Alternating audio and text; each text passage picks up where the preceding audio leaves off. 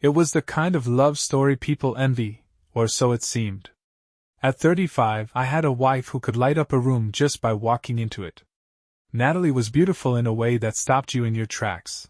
Long blonde hair, piercing blue eyes, and a laugh that could soften even the roughest edges of my day. We had been together for 8 years, married for 6, and while life wasn't perfect, it was ours. Our routines, shared jokes, and moments of passion made it feel unbreakable. I worked as a senior systems analyst at a respectable firm, the kind of job that paid the bills and afforded us a comfortable, upper-middle-class lifestyle. Natalie, meanwhile, was the social butterfly. She worked part-time as a fitness instructor, but her real passion seemed to be her social life, girls' brunches, gym sessions, and now, the occasional night out at trendy clubs. I never minded. I trusted her. If she needed to let loose with her friends, why would I stop her? The thing about trust, though, is that it's a fragile glass. Once cracked, it never quite looks the same. "Hey babe, what's for dinner?" I called out as I stepped into our suburban home, the smell of fresh paint still lingering in the air from the recent renovations. "In here!" Natalie's voice chimed from the living room. She was sprawled on the couch in yoga leggings and one of my oversized sweatshirts, scrolling on her phone. She looked up and grinned, the same grin that had stolen my breath all those years ago. "Rough day?" she asked as I slumped into the chair opposite her. "You know how it is," I sighed, loosening my tie. "Boss breathing down my neck about deadlines. The usual." She slid over, patting the space next to her. "Come here, you big grump." As I settled beside her, she leaned into me, her warmth a balm against the stress of the day. It was moments like these that reminded me why I worked so hard. For her. For us. "I was thinking of doing a girls' night next week," she said, her tone light, casual. "Another one?" I teased, raising an eyebrow. "You've been going out more than usual lately." She shrugged, her fingers brushing a strand of hair behind her ear. "You know, just trying to keep up with everyone. Sarah and Kayla are obsessed with this new club downtown, and they've been begging me to join." "Sounds fun," I said, not thinking much of it. Natalie was social, this was nothing new. But then she did something that gave me pause, a fleeting glance at her phone, a subtle bite of her lip. It was quick, almost imperceptible, but I noticed. Maybe it was nothing, or maybe it was the first crack. The week passed in its usual rhythm. Work, dinner, TV, repeat. Natalie had been in an unusually good mood, humming around the house and paying extra attention to me. At one point, she even surprised me with a bottle of my favorite whiskey, a gesture that felt almost too calculated, like she was laying the groundwork for something. By Friday, I was ready for the weekend. "What's the plan for tonight?" I asked over dinner. Natalie hesitated, then smiled. "Actually, the girls want to hit that club I told you about. Is that okay?" I paused mid-bite, setting down my fork. "I thought we'd spend the evening together." Her expression softened, her hand reaching across the table to touch mine. "Babe, I'll be home before midnight. It's just one night. You've got your whiskey and that new Netflix series to keep you company." I studied her for a moment, my instincts nagging at me. But then I let it go. Why wouldn't I? She was my wife, the woman who had been by my side through everything. "All right," I said finally. "Go have fun." She beamed, leaning in to kiss me. "Thank you. I'll make it up to you tomorrow, I promise." As she got up to clear the plates, I watched her walk away, that nagging feeling still clawing at the back of my mind.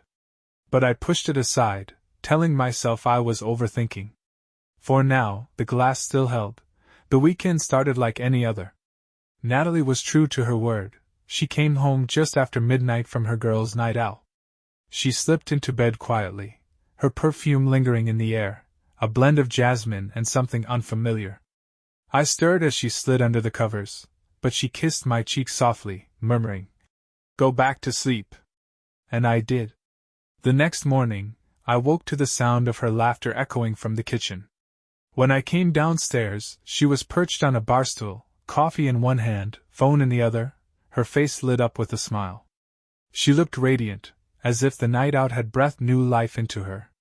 "Good morning, sleepyhead," she teased, setting down her phone. "Morning," I replied, rubbing the back of my neck. "You seem chipper today." She grinned, standing up to pour me a cup of coffee. "The girls' night was fun. It's nice to unwind, you know? I didn't drink too much, though, didn't want to wake up with a headache." I took the coffee from her, leaning against the counter as I studied her face. Something felt different, though I couldn't quite put my finger on it. Maybe it was the way her smile didn't quite reach her eyes or how she avoided meeting my gaze for longer than a few seconds. "What did you guys do?" I asked casually, taking a sip. "Oh, just danced, caught up. Sarah couldn't stop talking about her new boyfriend," she said quickly, brushing past me to grab a carton of eggs from the fridge. "Nothing too exciting." I nodded, pretending to accept the answer. But my mind lingered on the unfamiliar scent from last night, a faint trace of cologne mingled with her perfume. Was it just from the club, or was it something else? By the time Monday rolled around, the unease I felt had mostly subsided. Work demanded my attention, pulling me into the usual grind. Natalie, meanwhile, seemed to be back to her normal self, cheerful, attentive, and affectionate. She even surprised me midweek by bringing me lunch at the office, a sweet gesture that reminded me of the early days of our relationship. "You didn't have to do this," I said, smiling as she placed the bag of takeout on my desk. "Wanted to," she replied, leaning down to kiss me. "You've been working so hard lately. Thought I'd bring you something nice." As she left, I watched her go, my chest tightening with a mix of love and guilt. Maybe I was being paranoid. Maybe I'd let my imagination get the better of me. Natalie loved me. I had no reason to doubt her. But that night, as we sat on the couch watching TV, her phone buzzed. She glanced at it, her lips twitching into a small smile before quickly locking the screen and setting it face down on the coffee table. "Who's that?" I asked casually, keeping my eyes on the TV. "Oh, just Kayla," she said without missing a beat. "She's planning another girls' night next weekend. I told her I might be too tired, though." I nodded, but something about the way her fingers lingered over the phone before setting it down stuck with me. I forced myself to ignore it, telling myself I was overanalyzing again. But late that night, when Natalie had drifted off to sleep, I found myself staring at her phone. It sat on the nightstand, the screen dark and unassuming. I reached for it, my hand hovering just above it before I pulled back, shaking my head. No. I wasn't going to be that guy. I wasn't going to snoop through her phone. That wasn't who I was, and it wasn't who we were as a couple. We had built our marriage on trust, and if I broke that, what did we have left? The week continued, and I tried to push my doubts aside. But cracks were beginning to show in our otherwise perfect life. Natalie seemed a little more distracted than usual, her phone never far from her side. She laughed a little too loudly at texts she claimed were from her friends, and more than once, I caught her staring off into the distance with a faint smile playing on her lips. Still, I tried to convince myself it was nothing. People go through phases, right? Maybe she was just enjoying her newfound social life, reconnecting with friends. After all, she was still the same Natalie who kissed me goodbye every morning, the same Natalie who cooked dinner with me on Thursdays and cuddled up with me on Sundays to binge-watch our favorite shows. I had no reason to doubt her. Or so I thought. It was Friday night when she brought it up again. We were sitting at the dining table, finishing up a late dinner, when she casually mentioned the club. "Hey, the girls are planning to go out again tomorrow night," she said, swirling the last sip of wine in her glass. "Would you mind if I joined them?" I set down my fork, giving her a long look. "You've been going out a lot lately." She raised an eyebrow, her lips curving into a small smile. "Is that a problem?" "No, not a problem," I said quickly. I miss spending time with you, that's all." Her expression softened, and she reached across the table to take my hand. "You know I love you, right? These nights out, they're just a chance to blow off steam. I'll make it up to you, I promise." I wanted to say no. I wanted to ask her to stay home with me. But the way she looked at me, Her blue eyes, wide and pleading, made it impossible to argue. "All right," I said finally, forcing a smile. "Go have fun." "Thank you," she said, beaming as she leaned over to kiss me. "You're the best." As she cleared the plates and hummed a soft tune under her breath, I tried to shake the feeling that had taken root in my gut. The glass of trust hadn't shattered yet, but it was cracking. Saturday night rolled around faster than I'd expected, and with it came an uncomfortable knot in my stomach. I didn't want to admit it, but the thought of Natalie going out again made me uneasy. Something about the way she had been acting lately, too cheerful, too preoccupied, kept gnawing at the back of my mind. She was in the bathroom getting ready, her playlist blasting upbeat pop songs as I sat on the couch pretending to scroll through my phone. In reality, I wasn't focused on anything but the growing sense of dread that had been creeping in all week. When she emerged, I almost didn't recognize her. Natalie had always been beautiful, but tonight she looked different. Her tight black dress hugged every curve, and the crimson lipstick she wore was bold, a shade I hadn't seen her wear in years. "You look amazing," I said, trying to sound casual. But my voice came out tighter than I intended. She beamed, spinning around. "You think so?" "I know so," I replied, forcing a smile. "Where exactly are you going again?" "Just that new club downtown, Pulse," she said, grabbing her purse and slipping on a pair of heels. "Kayla says it's supposed to be really trendy. Don't wait up for me, okay? I'll be home before midnight." I stood up, crossing my arms as I watched her gather her things. "Do you have to go? I mean, we could stay in, watch a movie or something." She hesitated, her smile faltering for a moment before she came over and cupped my face in her hands. "Babe, I promise it's just a girls' night. Nothing crazy. You trust me, don't you?" The question hit me harder than it should have. I wanted to say yes, to tell her that of course I trusted her. But the words caught in my throat, tangled in a web of doubt and unease. "Yeah," I said finally, my voice barely above a whisper. "I trust you." "Good," she said, kissing me softly on the lips. "Because there's nothing to worry about."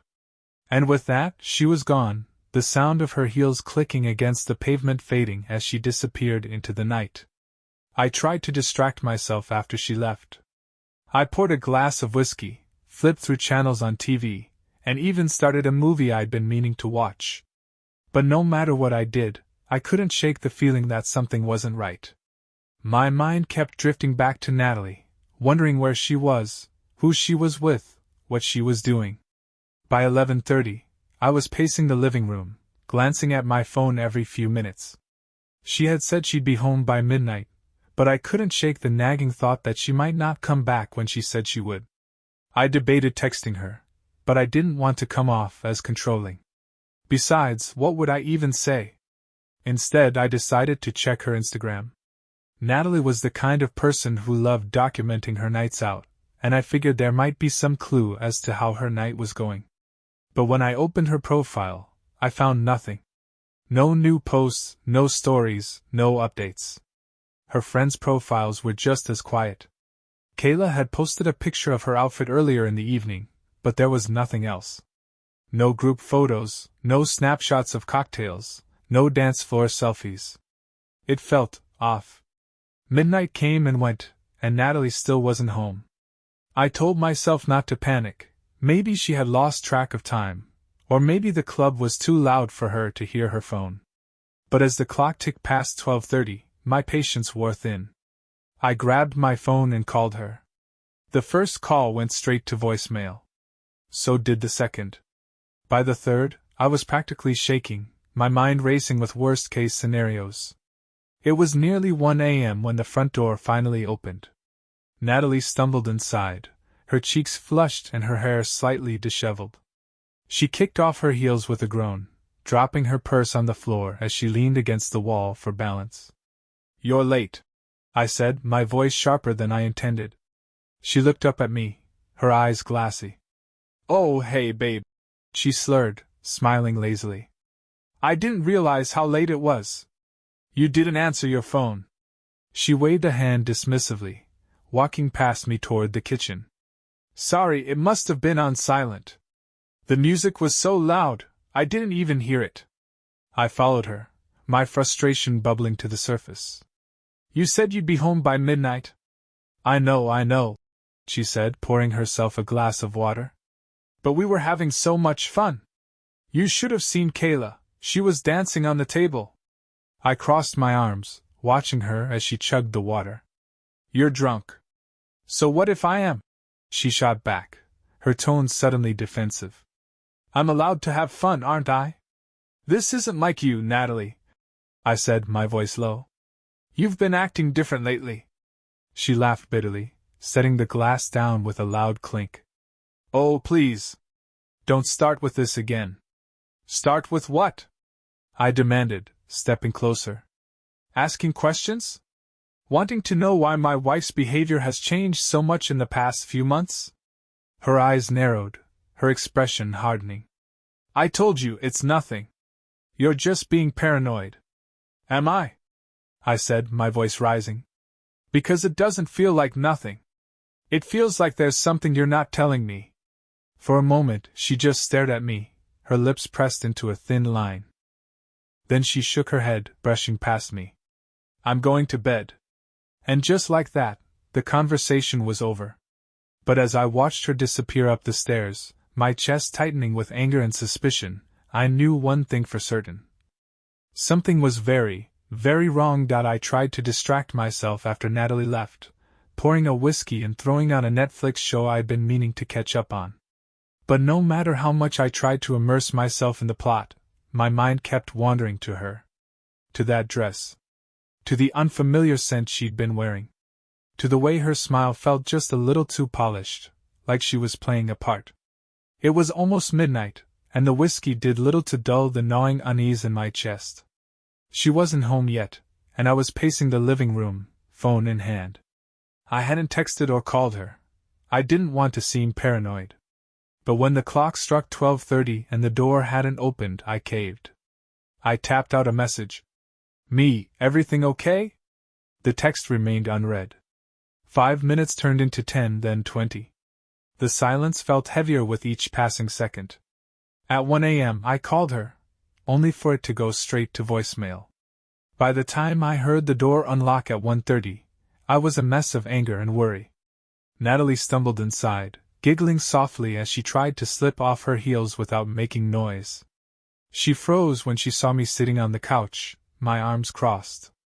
You're late, I said flatly. Her smile faltered. Oh, hey, babe, she slurred, leaning against the wall for balance. Didn't mean to wake you. You didn't. I've been waiting. My voice was steady, but inside I was boiling. She waved a dismissive hand. Sorry, I lost track of time. The club was so much fun. You should have seen Kayla, she was dancing like a maniac. And you couldn't answer your phone? I pressed. She blinked, her expression shifting into irritation. I didn't hear it. The music was so loud, and my phone was in my bag. What's the big deal? The big deal, I said, standing up, is that you said you'd be home by midnight. She rolled her eyes and walked past me to the kitchen, grabbing a glass and filling it with water. You're overreacting, she muttered. Am I? Because this isn't like you, Natalie. You've been acting different for weeks now. She froze mid-sip, then set the glass down with a sharp clink. What's that supposed to mean? It means I don't recognize you anymore, I said, my voice rising despite myself. You're going out all the time, coming home late, glued to your phone. What's going on? Her eyes flashed with anger. Nothing is going on, okay? You're just being paranoid. Am I? I shot back. Because it doesn't feel like nothing. It feels like there's something you're not telling me. For a moment, the only sound was the soft hum of the refrigerator. Then she sighed, running a hand through her hair. I'm tired, Jake. I'm going to bed. Can we talk about this tomorrow? No, we're talking about it now, I insisted, following her as she walked toward the stairs. Jake, seriously, drop it, she snapped, turning to glare at me. I'm not in the mood for this right now. Her words cut deeper than they should have. I watched her climb the stairs, her figure disappearing into the shadows of the hallway. As much as I hated to admit it, she was right about one thing: I was paranoid. But it wasn't baseless. There were cracks in the foundation of our marriage, and no matter how hard I tried to ignore them, they were spreading. The next morning, Natalie was back to her usual self, cheerful, affectionate, and seemingly unbothered by the previous night's argument. She even made us breakfast, humming to herself as she flipped pancakes. "Good morning," she said brightly as I walked into the kitchen. "I made your favorite." "Morning," I muttered, sitting down at the table. She placed a plate in front of me, then kissed the top of my head. "I'm sorry about last night," she said softly. "I didn't mean to upset you. I just needed a night to let loose." I looked up at her, searching her face for any sign of deceit. But she looked so genuine, so sincere, that I felt a pang of guilt for doubting her. "I just worry about you," I admitted. "I know," she said, sitting across from me. "But you don't have to. I love you, Jake. Always." Her words were like a salve, soothing the raw edges of my paranoia. For the first time in weeks, I allowed myself to believe her. But later that afternoon, as Natalie showered upstairs, I found myself staring at her phone on the kitchen counter. It was unlocked, the screen lighting up with a notification. "Pulse Club, thanks for a great night. Relive the memories. Check your photos in our gallery." My heart pounded as I stared at the message. I shouldn't look. I knew that. But my hand moved on its own, picking up the phone and opening the message. It took me to a link, a gallery of photos from the club the night before. My eyes scanned the images, searching for her. And then I saw it. Natalie. In the corner of the frame, her arm around a man I didn't recognize. He was tall, muscular, and leaning into her in a way that made my stomach churn. She was laughing, her body pressed against his, her hand resting on his chest. I closed the phone and set it down, my hands shaking. My mind raced with questions, doubts, and an overwhelming sense of betrayal. The glass was cracking, and it wouldn't be long before it shattered. The next morning, Natalie was back to her usual self, cheerful, affectionate, and seemingly unbothered by the previous night's argument. She even made us breakfast, humming to herself as she flipped pancakes. "Good morning," she said brightly as I walked into the kitchen. "I made your favorite." "Morning," I muttered, sitting down at the table. She placed a plate in front of me, then kissed the top of my head. "I'm sorry about last night," she said softly. "I didn't mean to upset you. I just needed a night to let loose." I looked up at her, searching her face for any sign of deceit. But she looked so genuine, so sincere, that I felt a pang of guilt for doubting her. "I just worry about you," I admitted. "I know," she said, sitting across from me. "But you don't have to. I love you, Jake. Always." Her words were like a salve, soothing the raw edges of my paranoia. For the first time in weeks, I allowed myself to believe her. But later that afternoon, as Natalie showered upstairs, I found myself staring at her phone on the kitchen counter. It was unlocked, the screen lighting up with a notification. "Pulse Club, thanks for a great night. Relive the memories. Check your photos in our gallery." My heart pounded as I stared at the message. I shouldn't look. I knew that. But my hand moved on its own, picking up the phone and opening the message. It took me to a link, a gallery of photos from the club the night before. My eyes scanned the images, searching for her. And then I saw it. Natalie. In the corner of the frame, her arm around a man I didn't recognize. He was tall, muscular, and leaning into her in a way that made my stomach churn. She was laughing, her body pressed against his, her hand resting on his chest. I closed the phone and set it down, my hands shaking. My mind raced with questions, doubts, and an overwhelming sense of betrayal.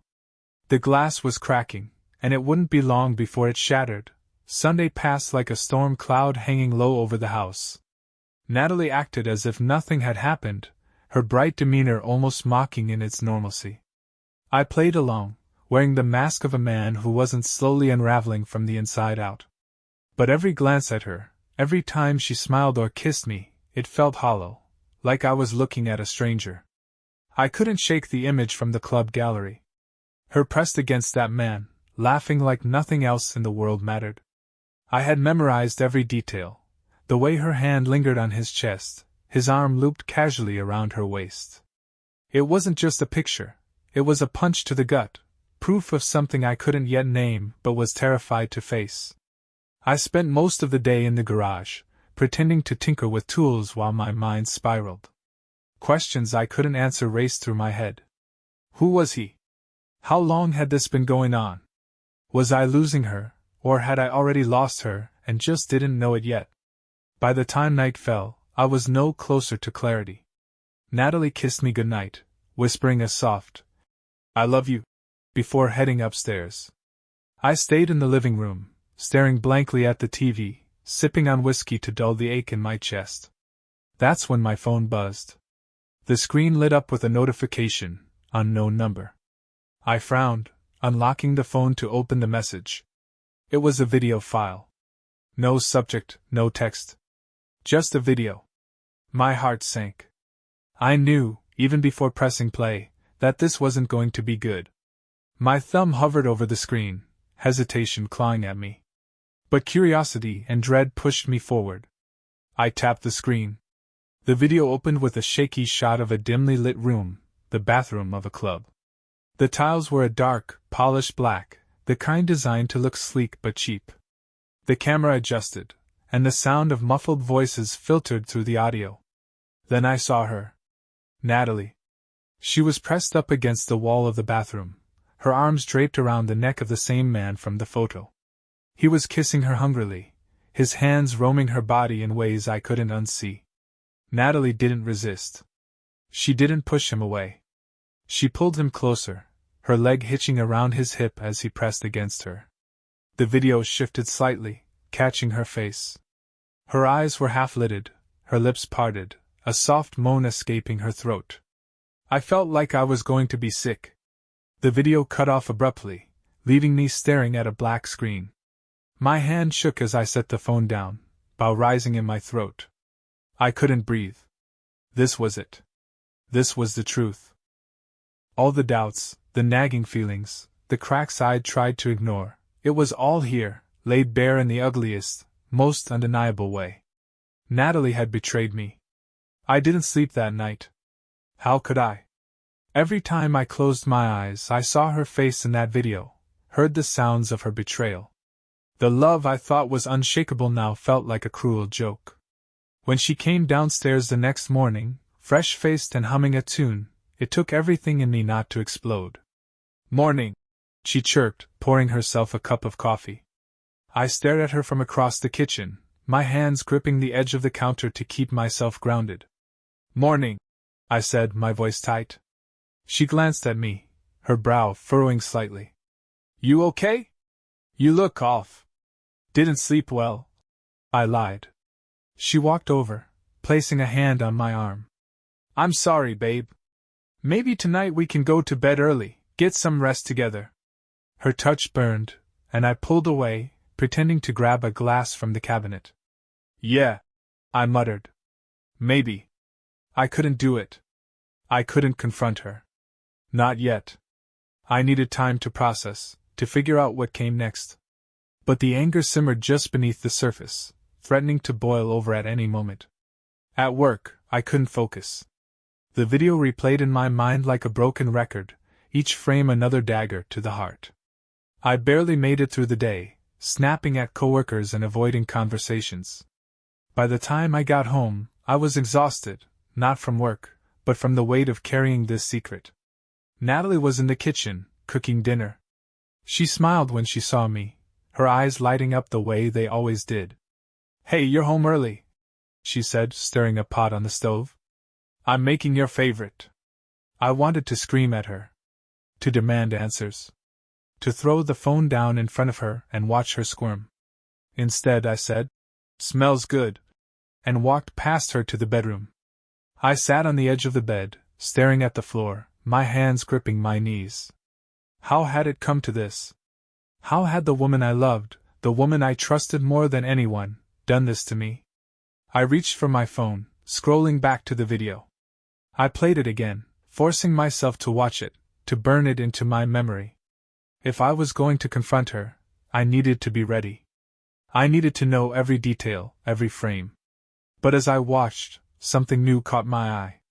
In the corner of the frame, just barely visible, was a second phone. Someone else was filming. Someone had sent me this video deliberately. My blood ran cold. This wasn't just betrayal. This was humiliation. Someone out there knew. Someone out there had seen what my wife had done, and they had made sure I knew too. The question wasn't just why Natalie had betrayed me. It was who wanted me to see it. I sat in the bedroom for what felt like hours, the weight of the video suffocating me. My mind raced in 1,000 directions, trying to piece together how everything had gone so wrong. Natalie's betrayal was one thing, a knife in the back from the person I trusted most. But now there was a new layer to this nightmare. Someone else had filmed it. Someone had sent it to me.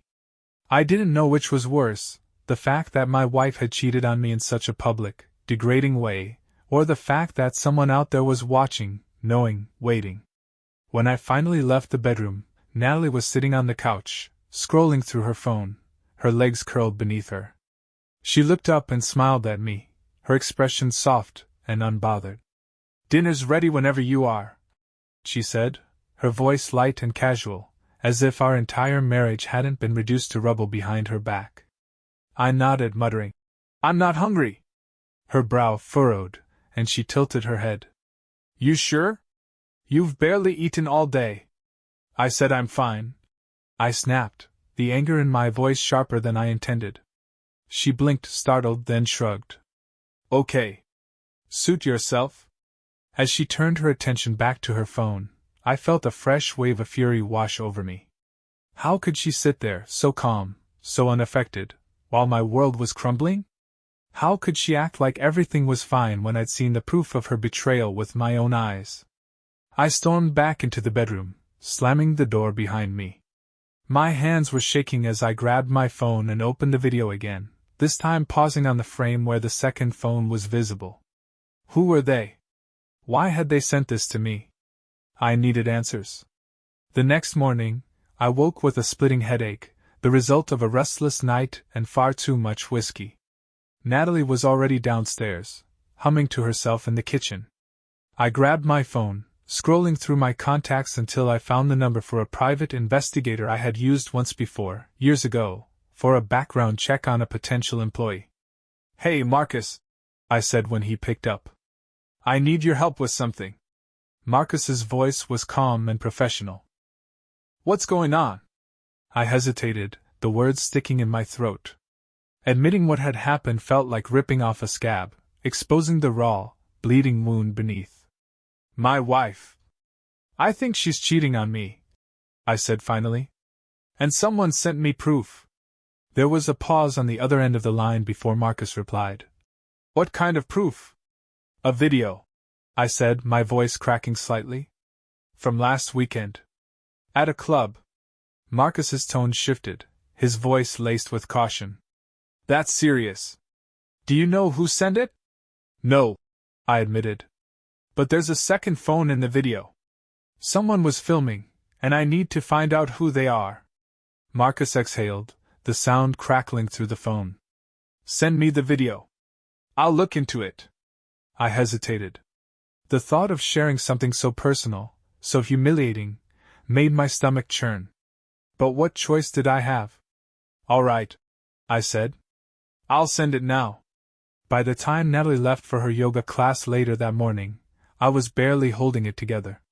Her breezy demeanor, her casual kiss on my cheek as she walked out the door, it all felt like a slap in the face. As soon as she was gone, I opened her laptop. I knew her passwords. She wasn't exactly the most cautious when it came to technology. I started with her email, scanning through her inbox for anything suspicious. At first, it was all the usual stuff: online shopping receipts, fitness class updates, newsletters. But then I found it. An email from Kayla. Subject: last night was insane. Body: OMG, can't believe what went down in the bathroom. You're wild, girl. Hope you're not mad I told him to record it. You looked amazing. Winky face. My blood ran cold. Kayla. Her best friend. She knew. She had encouraged it. I stared at the screen, my vision blurring with rage. The betrayal wasn't just Natalie's. It was bigger than that. It was a conspiracy, a joke at my expense, a shared secret that I wasn't supposed to uncover. I slammed the laptop shut, my hands trembling. By the time Marcus called me later that evening, I was pacing the living room, my mind spiraling with every possible scenario. I've got some leads, Marcus said. The man in the video, his name is Derek. He's a trainer at the same gym your wife goes to. Of course he is, I muttered under my breath. And the person who sent you the video? Marcus continued.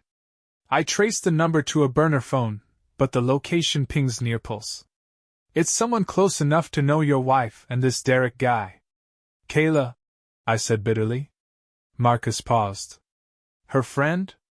Yeah, I said, my voice tight. She's involved. She emailed Natalie about the video. Marcus sighed. You've got enough here to confront her, but be careful, Jake. If you're planning to take this further, divorce, legal action, you need to tread carefully. I nodded, though he couldn't see me. Thanks, Marcus. When I hung up, I stared at the phone in my hand, my mind racing. Natalie wasn't just a cheater. She was a liar. A fraud. And now I knew her betrayal wasn't some spur-of-the-moment mistake. It was deliberate. Calculated.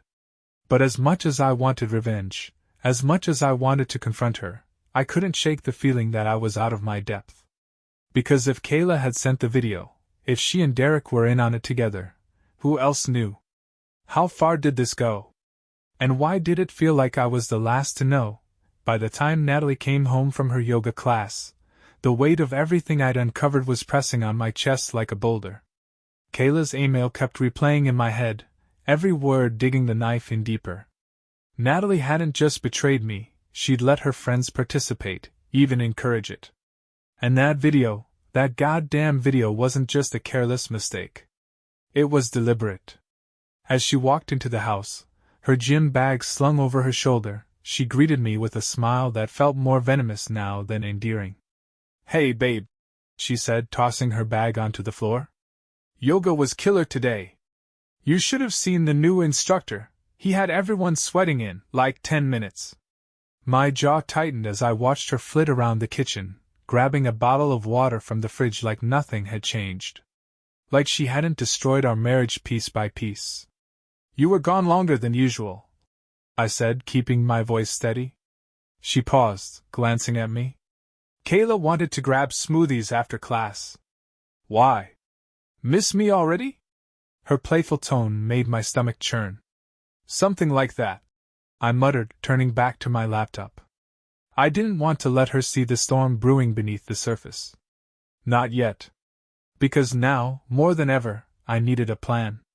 Later that evening, when Natalie was in the shower, I called Marcus again. I need you to keep digging, I said, pacing the bedroom. I've already got names and some context, he replied. What else are you looking for? Proof, I said firmly. I need something concrete. If I'm going to confront her, and I mean really confront her, I want everything out in the open. No room for denial. Marcus hesitated, then sighed. All right. But I'm going to warn you, sometimes the truth is worse than you think.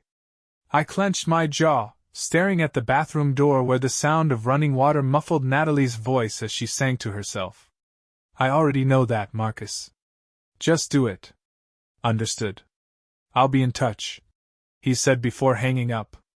I sat down on the bed, rubbing my temples as the weight of the situation bore down on me. This wasn't just a betrayal anymore. It was an orchestrated humiliation, something planned and executed with precision. And it wasn't just Natalie. It was Derek. It was Kayla. But most of all, it was me. I was the fool. The punchline. For the next few days, I avoided Natalie as much as possible, claiming late nights at work and early mornings at the gym. I couldn't stand to be around her, to see her smile, to hear her laugh, to watch her live her life like nothing was wrong. But I didn't waste that time. I went through her emails, her phone records, even her laptop history. And the deeper I dug, the more I found. Messages from Derek. Flirty, suggestive texts that dated back months. References to late-night workouts at the gym. Photos of them together, some innocent, some not so much. And then there were the group chats with Kayla and a few other friends, all of them littered with inside jokes and coded references to things I didn't want to understand. They knew. They all knew. When Marcus called me on Thursday night, I was ready for anything. Or so I thought. "I've got something," he said, his tone heavy. "But you're not going to like it." "Spit it out," I said, gripping the phone tightly. "I tracked down Derek," Marcus continued. "He's not just a trainer. Well, let's just say he's got a reputation. He's been involved in a few arrangements with married women at the gym. Natalie isn't the first." The words hit me like a sledgehammer. "What do you mean, arrangements?" "Women like Natalie, they're looking for something on the side," Marcus explained. "Derek provides that. Discreetly, for the most part. But when things get messy, he's not above using leverage." "Leverage?" Marcus sighed. "The video, Jake. It wasn't just sent to you to humiliate you. It was a warning." I felt the blood drain from my face. "A warning? For what?" "Money," Marcus said bluntly. "Derek's been known to use videos like this to blackmail his clients. I think Natalie was caught in that trap, and now he's using her to get to you." I sank onto the couch, my head spinning. "So, she's being blackmailed?" "Possibly," Marcus said. "Or she's in on it. Either way, you need to be careful. If he's got more footage, and I'd bet he does, this could get ugly." When I hung up, the full weight of the situation hit me. This wasn't just an affair. This was a disaster waiting to explode. Natalie had betrayed me, yes. But now, that betrayal had dragged me into something far darker. The video wasn't just proof of her infidelity. It was a weapon, one that could be turned on me at any moment. I sat there for hours, staring at nothing, my mind racing with possibilities. I could confront her, demand answers, try to piece together what was left of our life. Or I could cut my losses and walk away before this got even worse. But no matter which path I chose, one thing was clear. The cracks in the glass had become a shatter, and there was no putting it back together. By Friday night, the pieces were falling into place, and they painted a picture uglier than I'd ever imagined. Natalie wasn't just my wife anymore. She was someone I barely recognized, someone who had dragged me into a nightmare of betrayal, humiliation, and blackmail. I hadn't told her I'd be working late that night, though that wasn't unusual. She barely asked about my schedule these days anyway. Instead, I sat in my car, parked a block away from Pulse, the club where this whole mess had started. Marcus's latest report had confirmed my suspicions.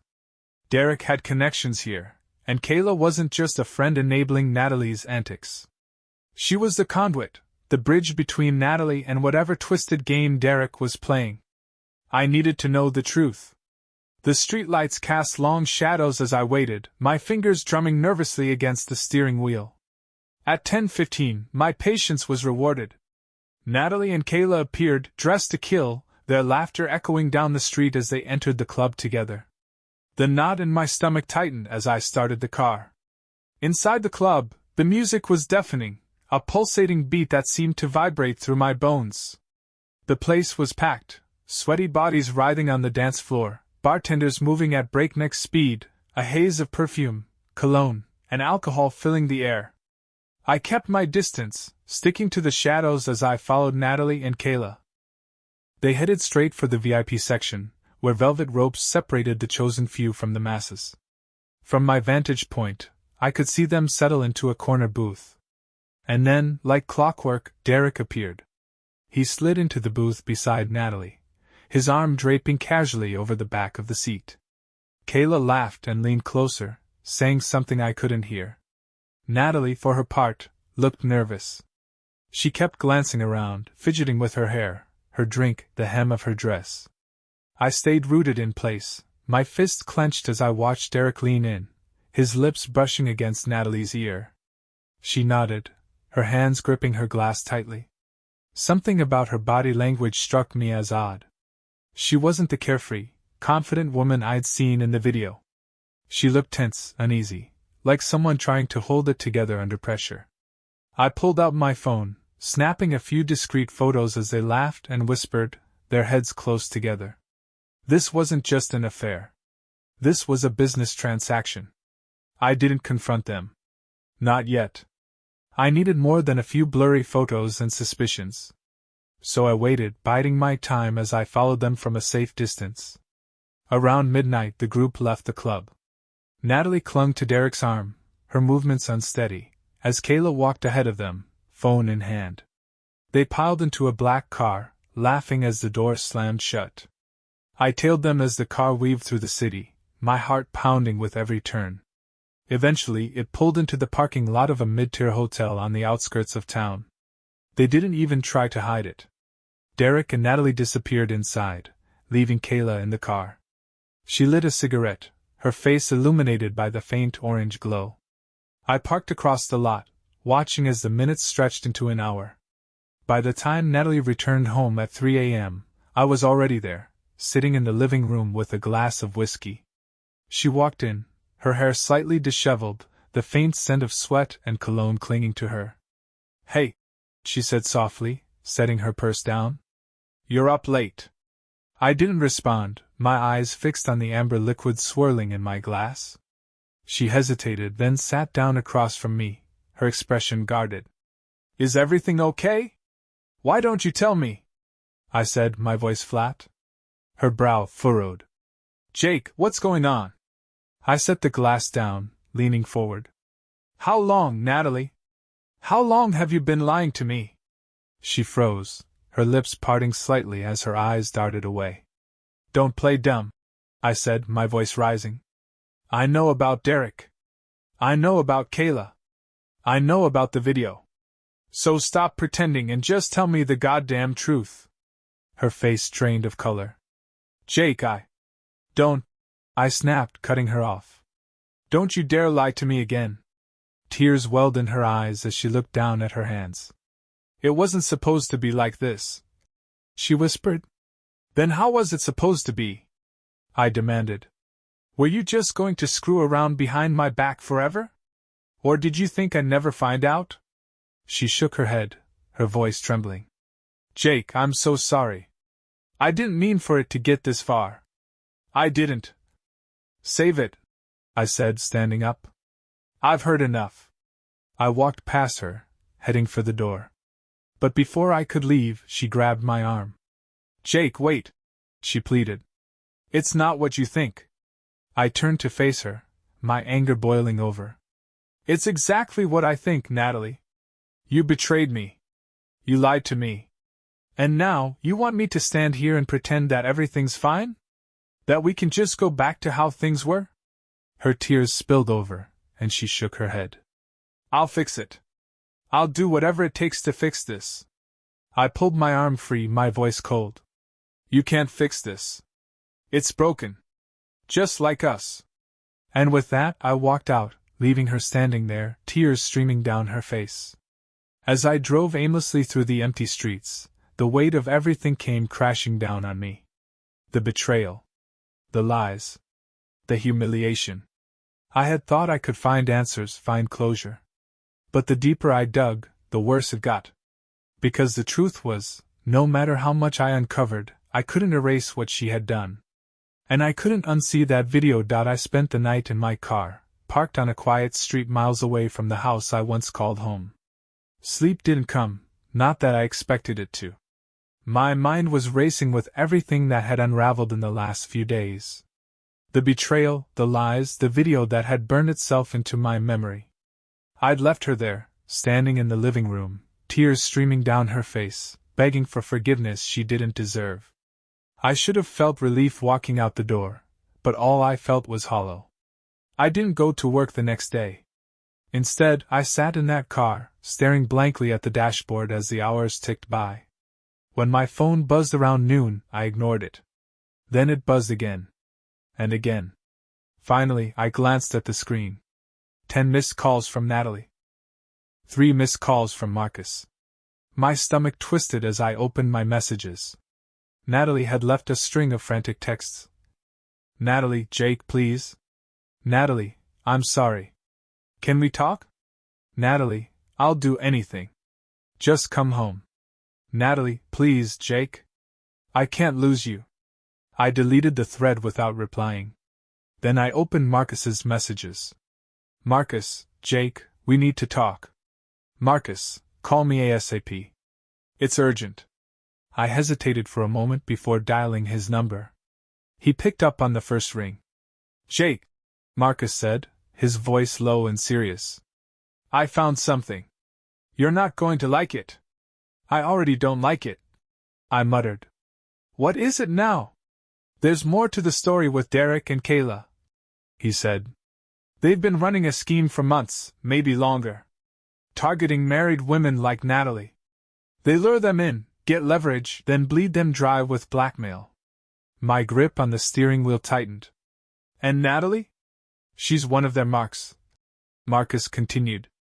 I found evidence that Derek's been recording their encounters without her knowing. The video you got wasn't sent by Kayla. It was sent by Derek, or someone working with him. He's escalating.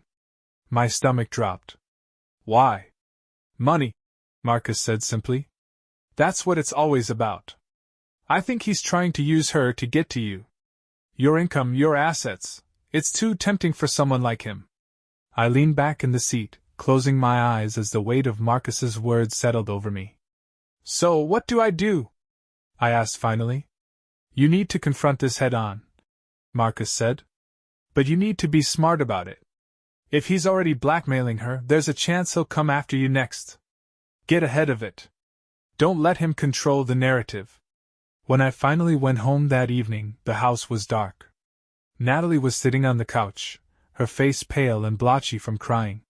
She looked up when I walked in, her eyes red and swollen. Jake, she whispered, standing up. I'm so sorry. Save it, I said, cutting her off. Her shoulders sagged, and she looked down at her feet. I know about Derek, I continued. I know about the blackmail. And I know about the other videos. Her head snapped up, her eyes wide with shock. What? How? It doesn't matter how, I said coldly. What matters is that you've dragged me into this mess. Do you have any idea what you've done? Tears welled in her eyes again, but I didn't care. I didn't know about the videos, she said, her voice trembling. I swear, Jake. I didn't know. I thought it was just between us. And that makes it better?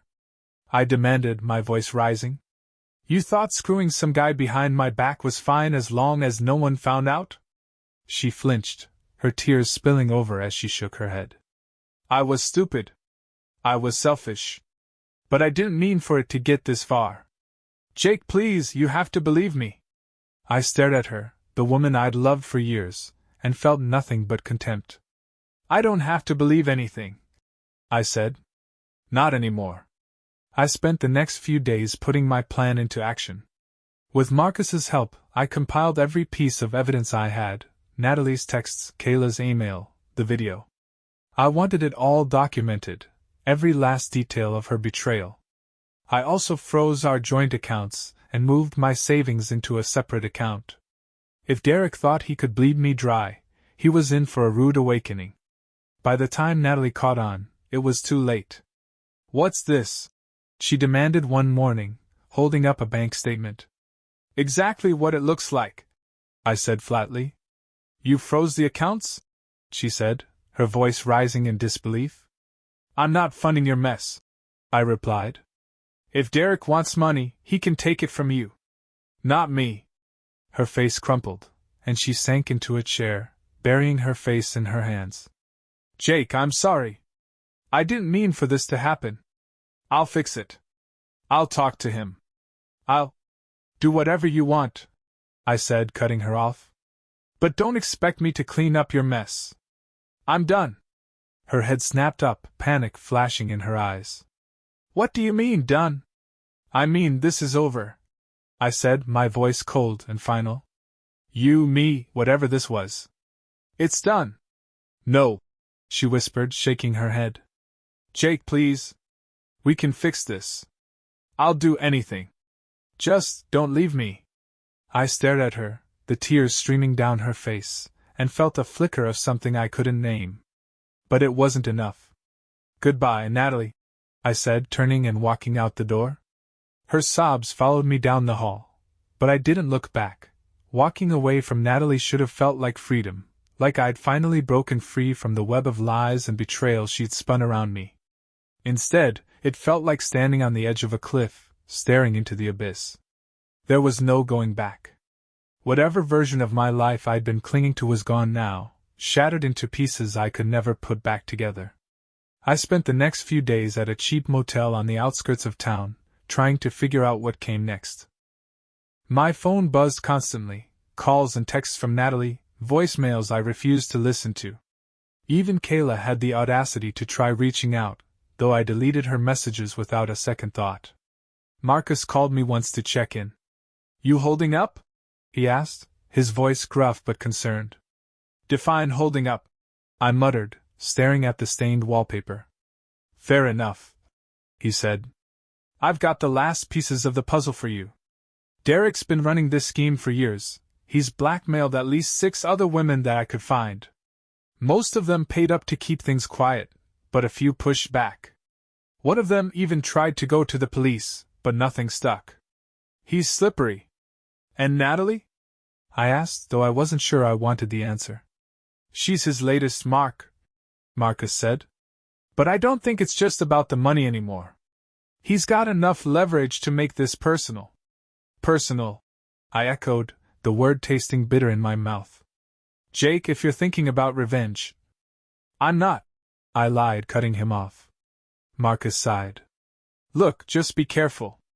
Derek's the kind of guy who plays dirty. You've got enough evidence to protect yourself if he comes after you, but don't let him bait you into something you can't walk away from. Yeah, I said, though my mind was already spinning with possibilities.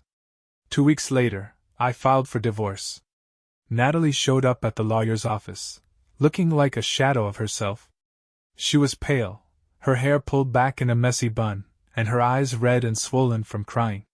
Jake, she whispered when she saw me. Please, can we just… No, I said firmly. We can't. The meeting was short and clinical. I handed over the evidence Marcus had gathered, the texts, the video, everything. It was enough to protect my assets and ensure that Natalie didn't walk away with a penny more than she deserved. When it was over, she lingered in the hallway, her hands twisting nervously. Jake, she said softly, tears streaming down her face. I'm sorry. For everything. I know I don't deserve forgiveness, but I just want you to know that I never meant to hurt you. I stared at her, searching for some trace of the woman I'd married. But all I saw was someone I no longer recognized. You didn't just hurt me, Natalie, I said quietly. You destroyed us. And then I walked away, leaving her sobs echoing behind me. Derek never came after me directly, though I heard through Marcus that his scheme had started to unravel. One of his other victims had gone to the police, armed with evidence that tied him to multiple blackmail cases. The last I heard, he was under investigation, his gym shut down, and his reputation in ruins. I didn't feel satisfaction, though. Not really. Revenge was supposed to feel good, but all it left me with was an emptiness I couldn't shake. The weeks turned into months, and slowly, I started to rebuild. I sold the house, too many memories trapped in its walls, and moved into a smaller place across town. I cut ties with everyone who had been part of Natalie's world, including Kayla. I kept my head down, focused on work, and tried to move on. But no matter how far I ran, the scars remained. Late at night, when the world was quiet, I'd find myself replaying the video in my mind, the images burned into my memory. The sound of her laugh, The way she clung to Derek like he was her salvation, it haunted me. I tried to convince myself that I was better off without her, that I'd done the right thing by walking away. But the truth was, there was no winning in this situation. No revenge brutal enough to make me whole again. Some nights, I'd sit in the darkness, a glass of whiskey in hand, and wonder if I'd ever feel like myself again. Because while Natalie had broken my trust, my heart, and our marriage, Derek had taken something deeper. He'd taken my peace. Epilogue. Months later, I received a letter in the mail. The return address was unfamiliar, but I recognized the handwriting immediately. It was from Natalie. I debated throwing it away, but curiosity got the better of me. Inside was a single sheet of paper, her handwriting shaky and uneven. Jake. I know you probably won't read this, but I needed to say it anyway. I'm sorry, for everything. For betraying you, for lying to you, for destroying the life we built together. I don't expect forgiveness, and I don't deserve it. But I hope, someday, you'll find happiness again. You deserve that. Natalie. I read the letter twice, then folded it and placed it in a drawer. And for the first time in months, I didn't feel anger. I just felt tired.